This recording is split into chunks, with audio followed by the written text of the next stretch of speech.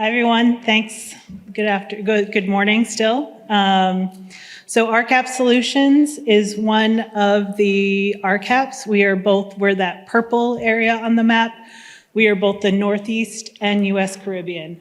If you see down below Florida, we also have Puerto Rico and the U.S. Virgin Islands in our territory.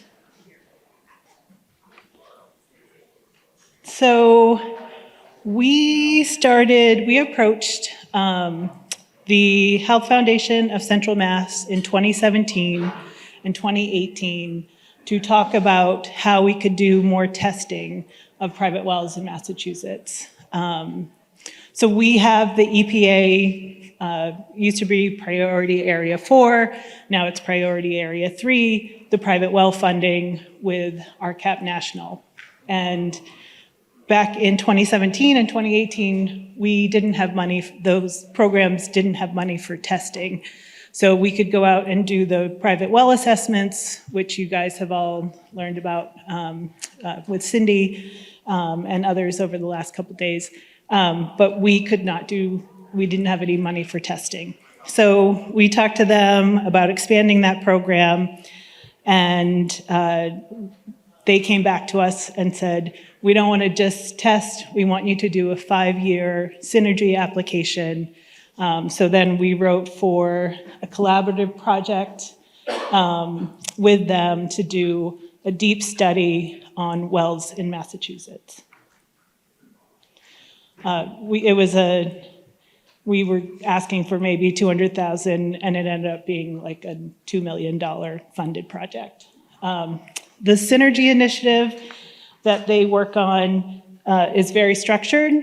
Like I was saying, it's a 1 to 3 year process.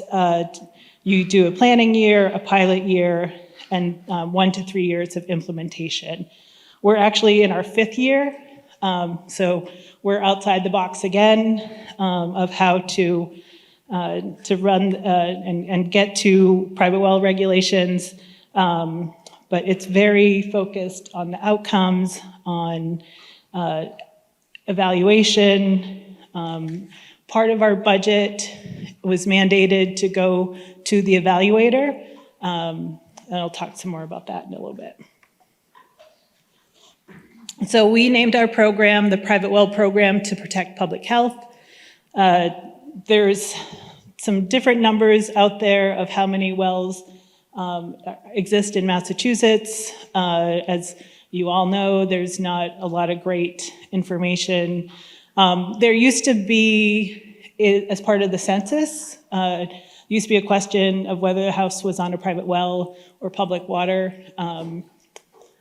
Long-term advocacy, we could all make an effort to try and make sure that future census data collection includes that across the country. Again, that would be helpful information, I think, for everyone. But so Mass DEP, our regulator, talks about that there are 500,000 residents who rely on private wells for drinking water.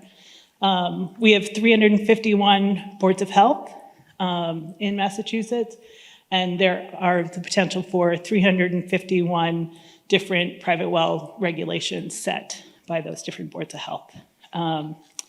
Mass DEP has a recommended regulation for boards of health, but very few boards of health have actually adopted it. And then there's this switch or disconnect between Mass DEP and Mass Department of Health as to who actually regulates private wells in the state. DEP obviously regulates the public water systems. The DOH regulates a lot of other issues that the boards of health have to maintain, and so everyone's like looking at the other, like private wells falls where in the state. So currently Mass DEP can only issue the guidance, which they did probably 10 years ago, but we also have Article 97 in the Massachusetts Constitution that guarantees a right to clean water. So we've been looking at how to affect change in this way. So like I said, we worked with an evaluator. We got to do a great logic model about the program, talking about the contributing factors that exist in the current environment, the activities we were going to enact and undertake to try and move the needle, the outputs we expected to make that change, and then the short-term outcomes and the long-term outcomes. Basically, we wanted to educate private well owners on wells and testing. And we also realized in doing that, there would be a big engagement with the local boards of health on what their existing regulations are and what Mass DEP's recommended regulations were. And then like really diving into when was the last time they even looked at their local regulations. Yeah, Cindy's laughing. And so we had the experience with EPA funding on providing technical assistance, and we knew how to do sampling. So we were expanding and devising a program of how we would take our EPA experience and then deliver it in Massachusetts. And then, you know, we didn't know this going in working with this funder. I think even in the first year that the goal would be enacting statewide regulations, but it became really apparent, especially in those conversations with local boards of health. But, you know, ideally, there's a lot of information online about all the questions we asked homeowners, but I think in general, we learned a lot about homeowner understanding of their well water. You know, everybody thinks, I've been drinking it for years, it's great quality, no one I know, no one in the house is sick, so the water must be good to drink. So we were really hoping to change homeowner understanding of their well water and the risks of not testing.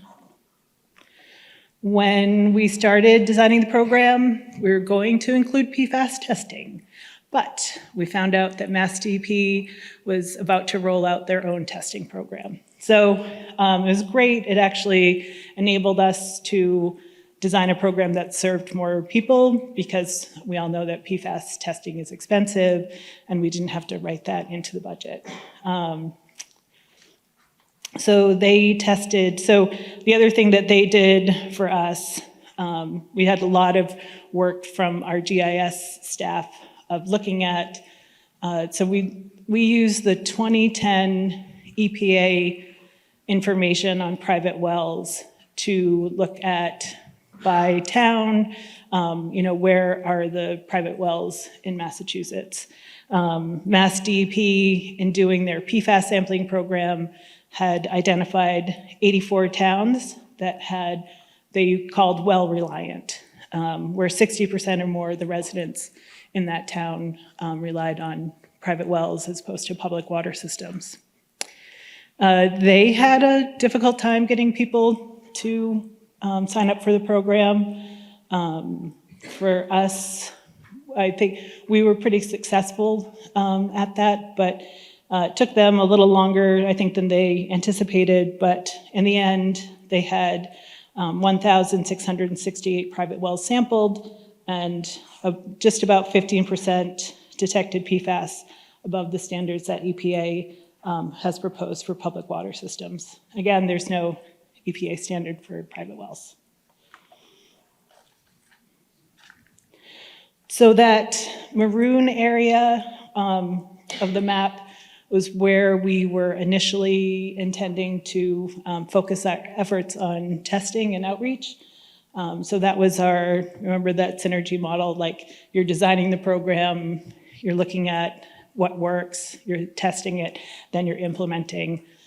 So we did a whole year of testing of 20 wells. In the end, we tested 500.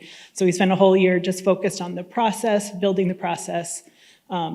The north central Worcester County, so Worcester County is in the middle of the state. There's a lot of, so basically there's a 495, which divides the far eastern part of the state and the rest of the state, and everything kind of west of 495 is more rural.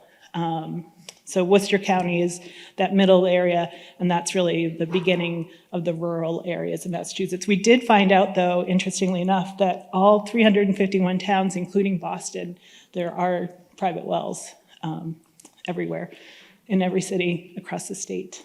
So we focused on those towns. We did the 20 tests, or 21, and learned a lot about how we were going to implement the program. And then, so we shifted to 12 towns, 6 in the first year, and we'll talk, again, we stayed in that same footprint. We took the information of the boards of health that were most engaged in initial conversations, and we also looked at the towns that had like the biggest waiting list, and that's how we picked our first 6 towns. Did 40 tests in those 6 towns. We wrote official letters to each town manager.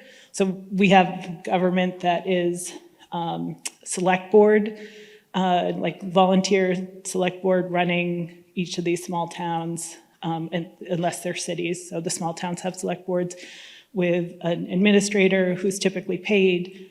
So we'd reach out to the administrator, reach out to the Board of Health, meet with each Board of Health, select board, announce in the local media, work with social service agencies, elder services, WIC programs, basically, just connecting with any agency in town to try and get the information out. So we spent $130,000 on testing, $130,000 on the evaluator, and then in the end we spent $234,000 on our lobbyist, and then the rest of that $2 million budget was spent on salaries, travel, setting up a website, some swag so that we could have handouts when we went out and talked about this, and a few stipends. We had the process where we're asking a lot of questions of the homeowners to participate in this program. So we had a pre-survey,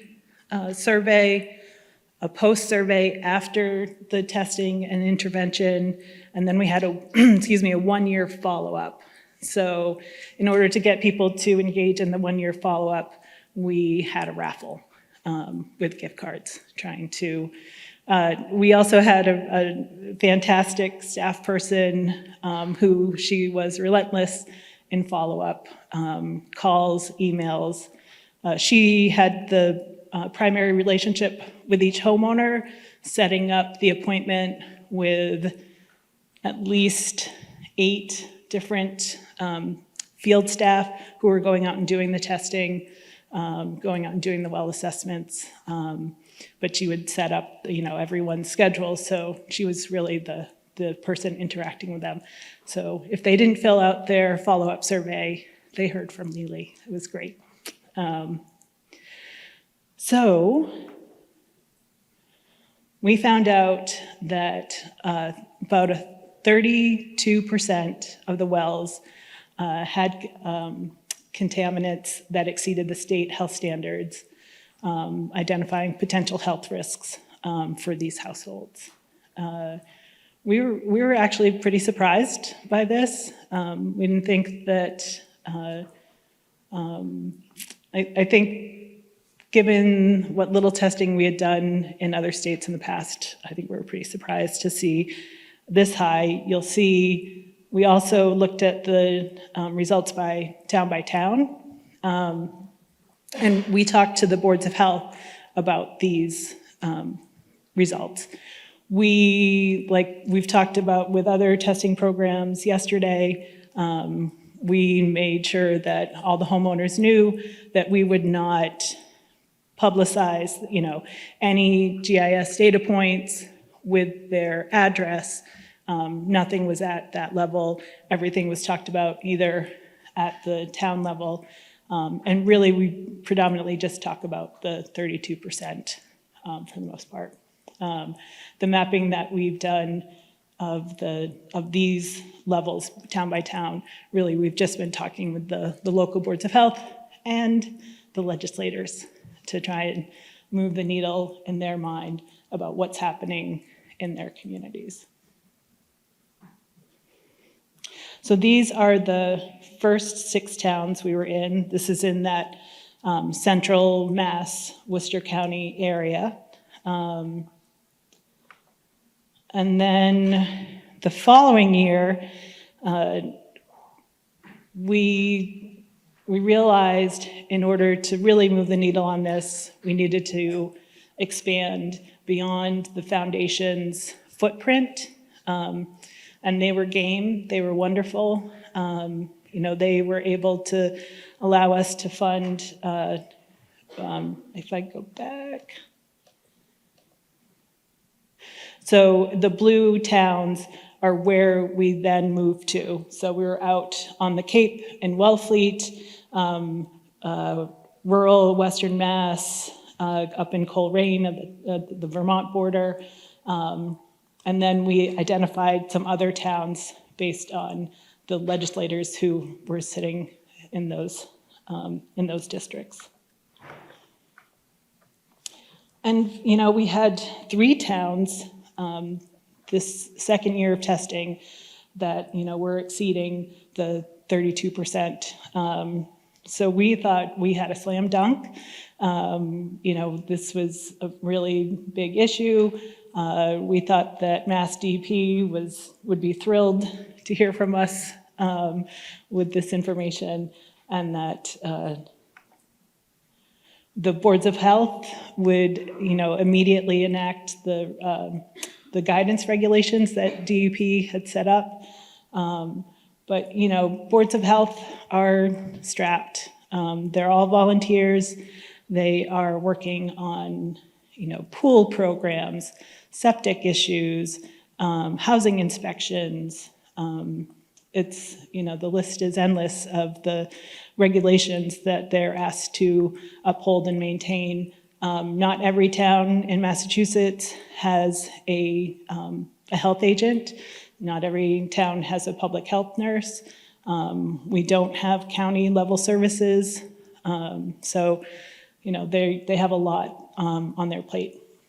So our evaluator also did a study of the different regulations and, whether the testing was existed to cover when the well was constructed, what was happening at the design stage, permitting, if water quality was just an issue that they were interested in and had written into regulations, or if there were issues with abandoned wells.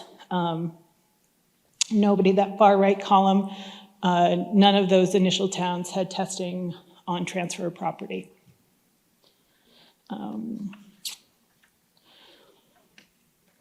Of note, so some of the towns, the 2 white towns, Hubbardston, Princeton, they didn't know where the regulations were. And we found that pretty often. They're like, oh, we thought we had some, We also worked with Safewell, which is a company that does testing in Massachusetts, Rhode Island, Connecticut, and the surrounding areas for homeowners that are just interested. And we also knew, because we have housing programs at RCAP Solutions, we knew that some lenders require testing on sale or transfer of property. So, we were really looking to see if the local boards of health had taken that into consideration at all.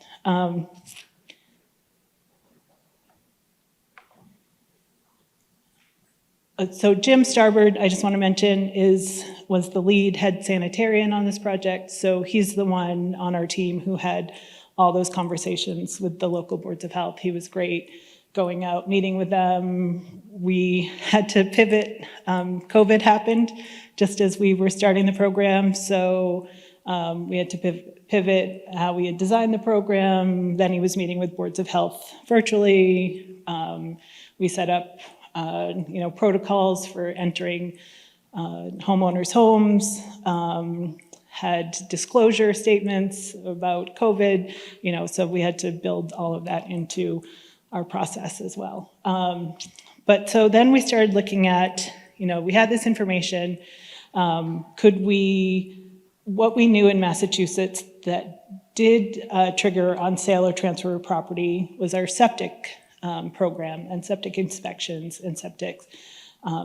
So Title V was the model for the legislation.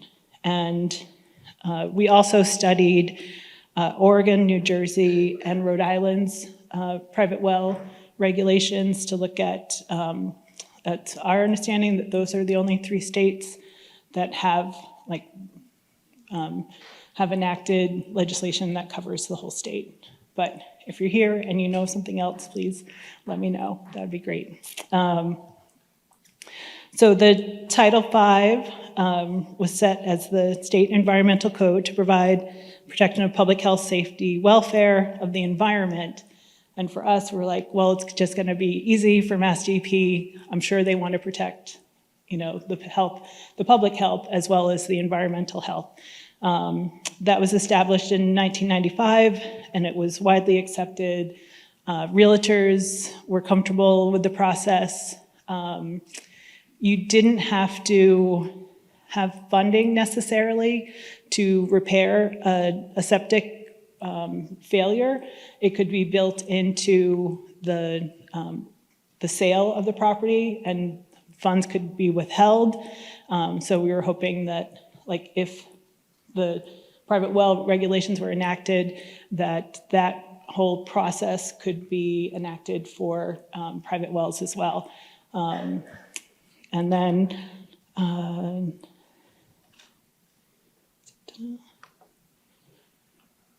what we were hearing in meetings with Mass DEP is that the cost would be prohibitive. So then for the homeowner, like I was saying, we were talking about what was existing for the septic repairs. We were also talked with RCAP, our Southeast RCAP, and they have funding from USDA for either septic or well repairs in rural areas. So we entered into an agreement with them.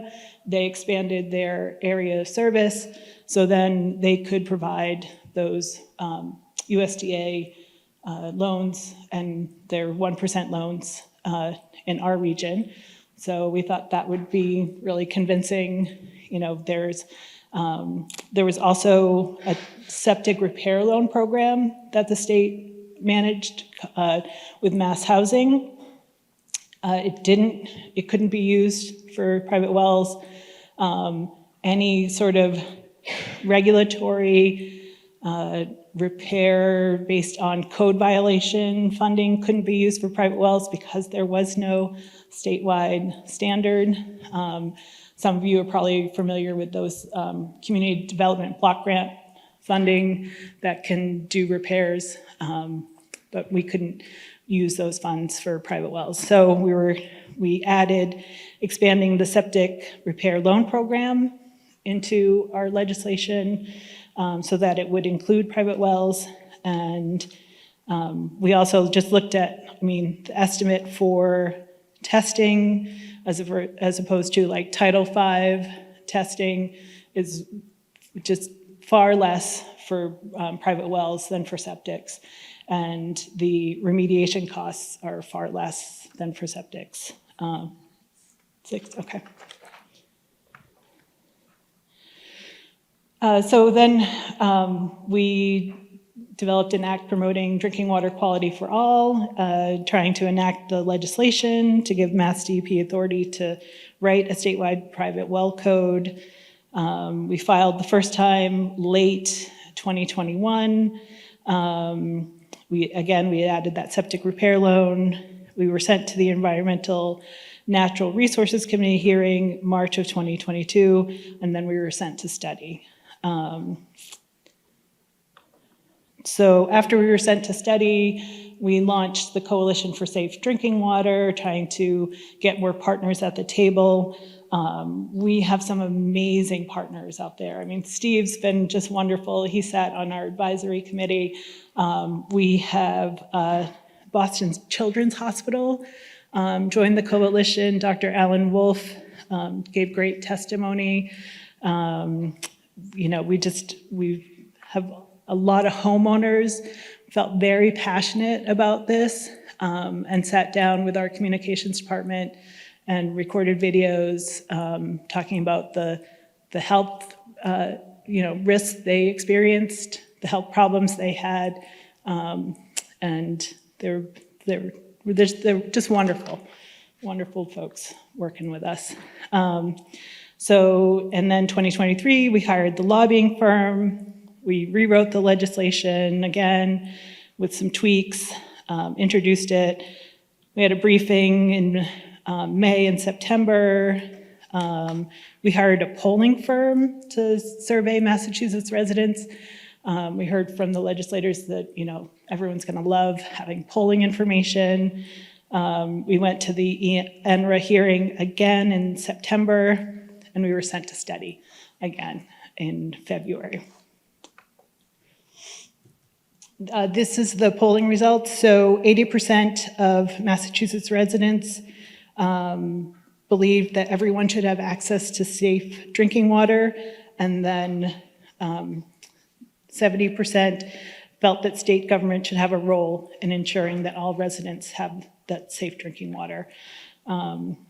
It was consistent across demographics, party affiliations, and geography. We surveyed 1,013 residents. And so then in April of 2024, we shifted to a state budget approach instead of like the legislative approach. And we kept being sent to study, so we advocated for $100,000 for Mass DEP to do a study, and we had that pass. We tried to get the loan program expansion through the budget process. It was cut from the budget process at the last minute, but we did have the money to do the study. These are some of the faces of the homeowners who gave testimony. And then we have new legislation in 2025. We also had a Suffolk Law student who spent a year with us. She did a deep dive into all the legislation in the other states as well, and looked at some precedent and basically told us we should really insert on sale of transfer of property into the legislation, that if we didn't have it in there and waited for Mass DEP to put it in the legislation, then they would have problems implementing it. So we changed and filed a new bill. I just heard yesterday, I have 2 weeks to prepare everyone. We'll be presenting to the Environment and Natural Resource Committee on June 6th this year. Mass DEP was late with their study. It didn't actually get funded until January. It's not completed. We were hoping that it would be completed in time for the committee.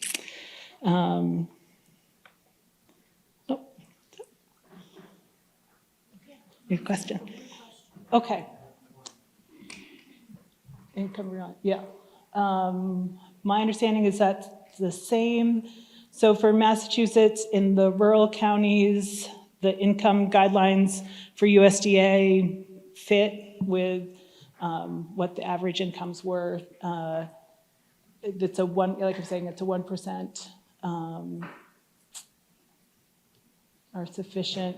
Yeah, I think the current model regs are sufficient, but we just need them enacted, or all 351 boards of health to do it themselves.